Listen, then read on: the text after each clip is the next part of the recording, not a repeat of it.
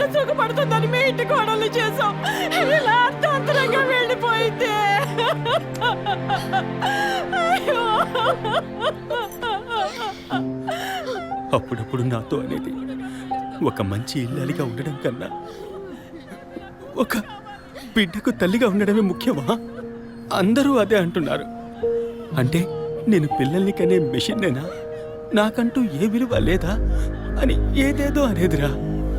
కానీ ఈ సమయంలో ఇటువంటి ఘోరమైన పని చేస్తుంది అనుకోలేదురా.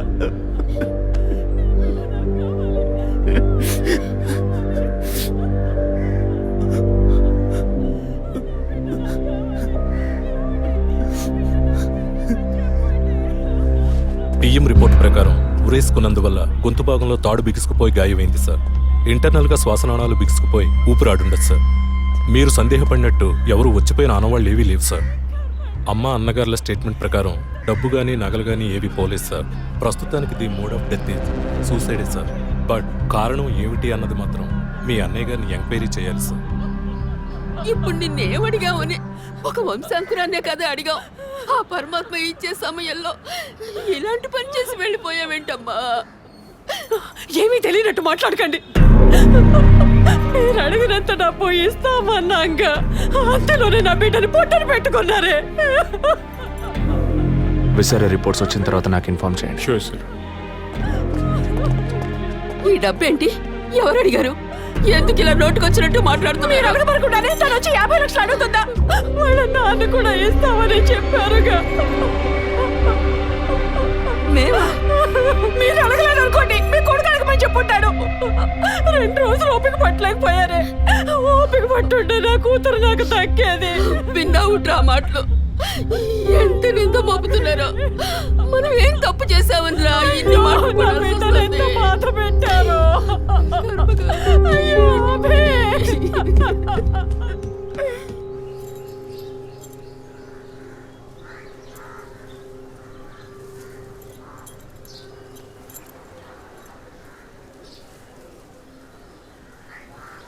విజయ్, నీ దృష్టిలో మీ అన్న వదిన గొప్ప అయితే కావచ్చు, కానీ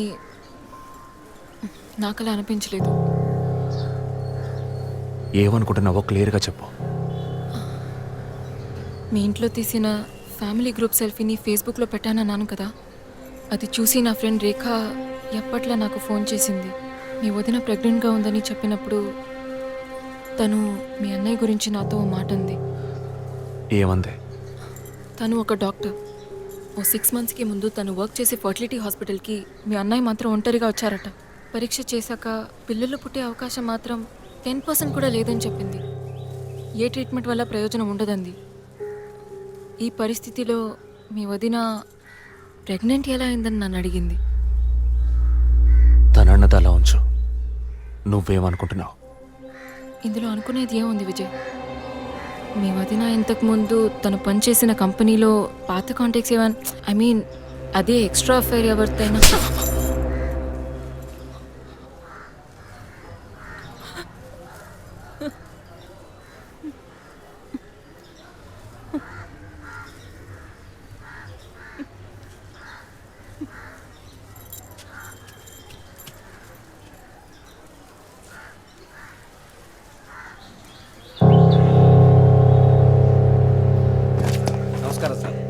నమస్కారం sir. Good morning sir.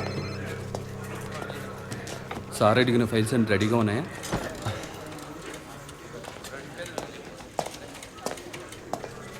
Sir, Abhinay గారి సారీ సార్, వదిన గారి విసారా రిపోర్ట్స్ ఇప్పుడే వచ్చాయి.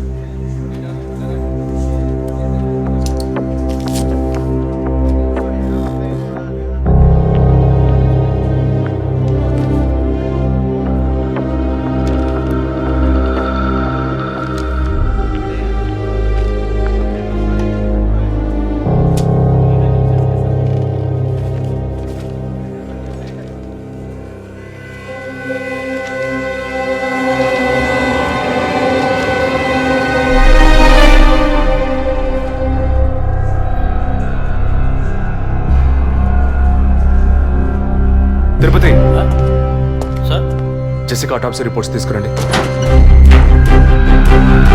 ఇదిగో సార్.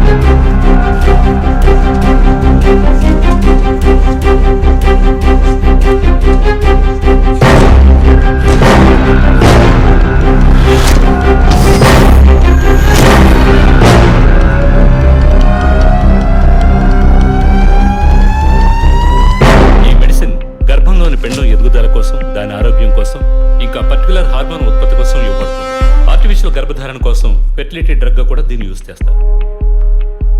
ఆర్టిఫిషియల్ గర్భధారణ అంటే ఈ టెస్ట్ ట్యూబ్ బేబీ వంటిదా? నో ఖచ్చితంగా అదే అయి ఉంటుందని చెప్పలేము. లైక్ ఐవీఎఫ్, ఐసీఐ అని ఎన్నో ఫ్రోజన్ మెథడ్స్ ఉన్నాయి. ఈ 2 కేసులు ఊహించిన డెత్ అవ్వడం వల్ల ఇక్కడ ఇంకో విషయం కూడా చెప్పాలి. ఏంటి డాక్టర్?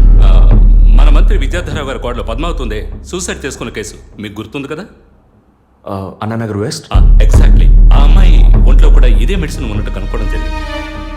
పొలిటికల్ స్టేటస్ వల్ల పేపర్లో కూడా పెద్దగా రాలేదు. You would have notice.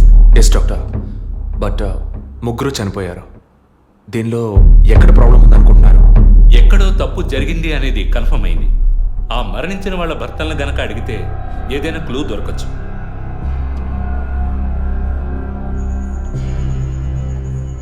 నువ్వు తింటూ ఉండు, నేను మీ నాన్నకు టాబ్లెట్ ఇచ్చొస్తాను.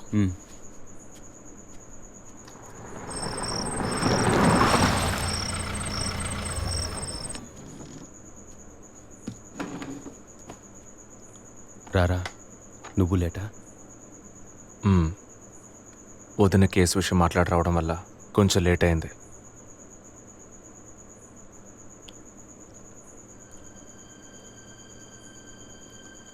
ఇంత పని చేస్తావు అనుకోలేదు. ఏంటి? నిజాన్ని దాచడం. పోలీస్ దగ్గర దాచిపెట్టచ్చు, కానీ తమ్ముడి దగ్గర దాచకూడదు. నువ్వనేది దేని గురించిరా? వదిన విషయమే. వదిన విషయమా? వదిన్ని ఎందుకు చంపావు? ఏంట్రా వాగుతున్నావు?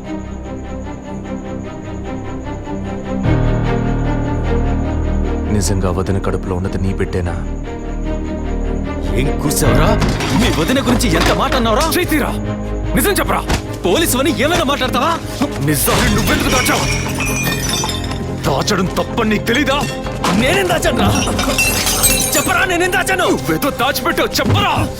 రేయ్, విజయ్, విజయ్, వదలరా, రేయ్, వదలు. అయ్యో, వదలరా. రేయ్, ఎందుకు ఇలా కొట్టుకుంటున్నారు? వదలరా. ఏమైందిరా మీకు? ఏం పనిరా ఇది?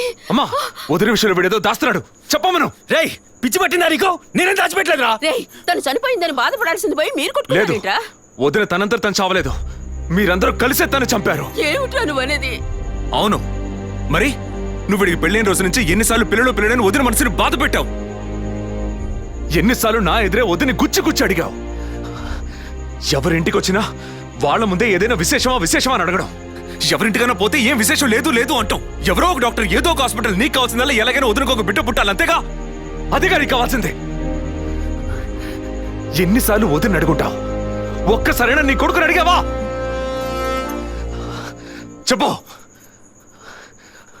చెప్పమను. నిజమేరా, నేనే తప్పు చేశాను. నువ్వు చెప్పినట్టు తప్పు నాదే, తప్పంతా నాదే. కానీ నువ్వనుకున్నట్టు కాదురా. నీకు బాగా తెలుసు ఎన్ని హాస్పిటల్స్, ఎంతమంది డాక్టర్లు, ఎన్ని గుళ్ళ చుట్టూ నేను మీ వదిన తిరిగాం. చివరికి ఒక నమ్మకమైన హాస్పిటల్లో అపాయింట్మెంట్ దొరికింది.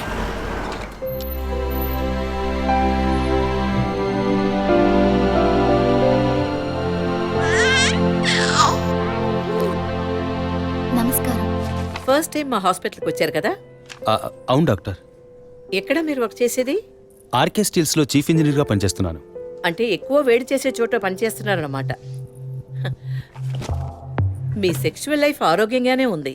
పిల్లల విషయంలో మాత్రం మీ స్పర్మ్ కౌంట్, అదే వీర్య కణాల సంఖ్య నార్మల్గా ఉన్నా మొబిలిటీ, స్పీడ్, హెల్దీనెస్ అన్ని వీక్గా ఉన్నాయి. ఇవాళ ఉన్న కపుల్స్లో 150 మందికి ఈ ప్రాబ్లం ఉంది. కారణం వాళ్ళు వర్క్ చేసే చోటు, మెంటల్ స్ట్రెస్, తినే భోజనం అన్నిటి వల్ల. ఇదేం పర్మనెంట్ ప్రాబ్లం కాదు. త్రూ ప్రాపర్ ట్రీట్మెంట్ ఈజీగా మీ వీర్య కణాల క్వాలిటీని అభివృద్ధి పరిచి నార్మల్గా బిడ్డకి జన్మనివ్వచ్చు. ఈ ట్రీట్మెంట్కి ఎన్ని రోజులు పడుతుంది డాక్టర్? కనీసం 1 year పడుతుంది. ఈ ట్రీట్మెంట్ తీసుకుంటే సక్సెస్ అవుతావా? 60% నేను గ్యారంటీ ఇవ్వగలను. మిగతా 40% మీరు నమ్మే ఆ దేవుడి చేతిలో ఉంది. ఒకవేళ ఎక్కువ లేట్ అవుతుందని మీరు ఫీల్ అయితే ఇంకో మెథడ్ ఉంది. ఏం మెథడ్ డాక్టర్? Artificial insemination. అంటే మీరనేది? దట్ మీన్స్ సెక్షువల్ లైఫ్ ద్వారా సాధ్యంగాని విషయాన్ని కృత్రిమ విధానంలో ఇంజెక్షన్ ద్వారా మీ వీర్యకణాలను మీ వైఫ్ అండంలోకి పంపిస్తే చాలు 100% గర్భవతి అయ్యే అవకాశం ఉంది.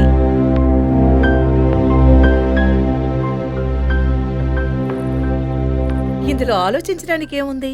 ఈ ప్రపంచంలో భర్త ద్వారా ఓ బిడ్డకి జన్మలివ్వలేని అమ్మాయిలు ఇంకొకరి వీర్యకణాల ద్వారా ఈజీగా పిల్లల్ని కంటున్నారు. మంచి అవకాశం ఉంది. పైగా మీ హస్బెండ్ది. ఆలోచించేదేముంది?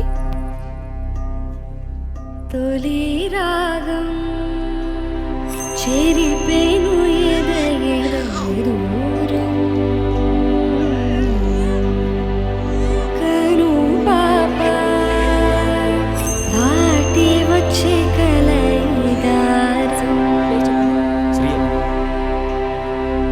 కడుపు తడితే అభి, నీకు సంతోషమే కదా? ఒక విధంగా నాకు సంతోషమేనండి. అత్తయ్య మావయ్య ఎలా అర్థం చేసుకుంటారో ఏమో. వాళ్ళెందుకు అపార్థం చేసుకుంటారు? వాళ్ళతో నేను మాట్లాడతాను. వద్దండి, ఈ విషయం ఎవరికీ చెప్పొద్దు. అత్తయ్య మావయ్యలు కూడా చెప్పొద్దు. విజయ్కి కూడా తెలియకూడదు, ప్లీజ్. Okay, don't worry. నేనెవ్వరికీ చెప్పను. 2 నెలల ప్రాపర్ ఫాలో అప్ తర్వాత ట్రీట్మెంట్ తీసుకున్నాం. మేము ఇన్నేళ్ళు వెయిట్ చేసినందుకు ఒక అర్థం పరమార్థం దక్కిందనుకున్నాం. అప్పుడు మేమెంత ఆనందించామో నీకు తెలుసు. కానీ నువ్వు చెప్తున్నట్లు అత్తయ్య మావయ్యని 50 లక్షలు నేను అడగలేదు. అంత పెద్ద అమౌంట్ని హాస్పిటల్ వాళ్ళు అడగలేదు. మేడం, ఒకే ఒక selfie madam, please.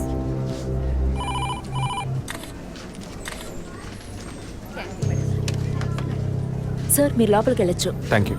Please be seated.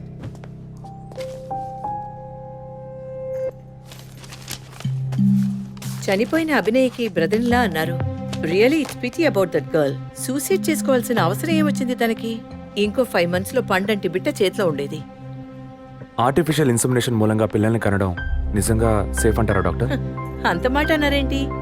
ఇక్కడ రిస్క్ అనే మాటకి చోట్లేదు.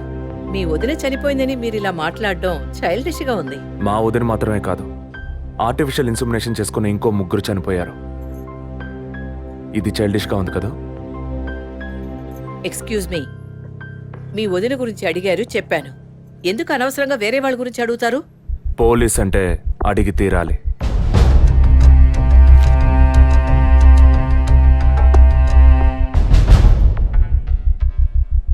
ఐఎమ్ సారీ, నేను ఇక్కడ క్యాజువల్గా అడిగిపోదామని వచ్చాను.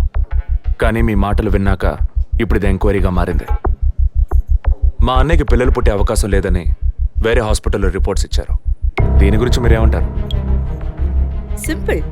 హెడేక్ అని డాక్టర్ దగ్గరికి పోతే ఒకరు ఆర్డినరీ హెడేక్ అంటారు, ఇంకొకరు డీహైడ్రేషన్ అంటారు, ఇంకొకరేమో ఎంఆర్ఐ తీసి చూద్దాం అంటారు. కానీ ఎవరు కరెక్ట్ గా డయాగ్నోస్ చేసి ట్రీట్మెంట్ ఇస్తారనేదే ముఖ్యం. సర్లేండి, డాక్టర్లు కూడా సాధారణ తలనొప్పిని బ్రెయిన్ ట్యూమర్ అని చెప్పి బిల్లు పెంచేస్తున్నారు కదా. మాట వరుస కన్నా. ఎందుకు ఈ డౌట్? బయట మీరు చూసారే, టీవీ సెలబ్రిటీస్ మదన్ కౌసల్య వాళ్ళు కూడా ఇష్టమయ్యి ఆర్టిఫిషియల్ ఇన్సెమినేషన్ చేయించుకున్న వాళ్లే. ఆ రికార్డ్స్ అని కూడా మేము సీక్రెట్ గా మెయింటైన్ చేస్తున్నాం. సీక్రెట్ గా పెళ్లి చేసుకున్న వాళ్ళు సెల్ఫీ తీసుకుని ఫేస్బుక్ లో పెట్టినట్టు సీక్రెట్ బాగా మెయింటైన్ చేస్తున్నారు. Keep it up. Anyway, legal గా మీ ఫ్రాంచైజీలో ఉన్న ఏ హాస్పిటల్స్ లో ఆర్టిఫిషియల్ గర్భధారణ చేస్తున్నారో, అది మాత్రమే కాకుండా ఎంతమంది క్లయింట్స్ ఇంతవరకు ఈ ట్రీట్మెంట్ తీసుకున్నారో నాకు ఫుల్ డీటెయిల్స్ కావాలి. ఇంకా ముఖ్యంగా మీ హాస్పిటల్ రిపోర్ట్స్. అవి ఇండియన్ మెడికల్ అసోసియేషన్ లో దొరుకుతాయి. But you need legal permission for that. అంత త్వరగా మీకు అందవు. మీ హస్బెండ్ ఈ హాస్పిటల్లో డీన్ మాత్రమే కాదు, మీరన్న అదే ఐఎంఏలో one of the board member కూడా. సో మీకు వీలవుతుంది. Manual and all the system reports ఒక్కడి కూడా మిస్ అవ్వకూడదు. షూర్, 2 days లో వచ్చి తీసుకోండి. సారీ మ్యామ్, ఇంకో 2 hours లో కావాలి. ఓకే, నేను డిపార్ట్మెంట్కి ఇన్స్ట్రక్షన్స్ ఇస్తాను. If you don't mind, can you make it now?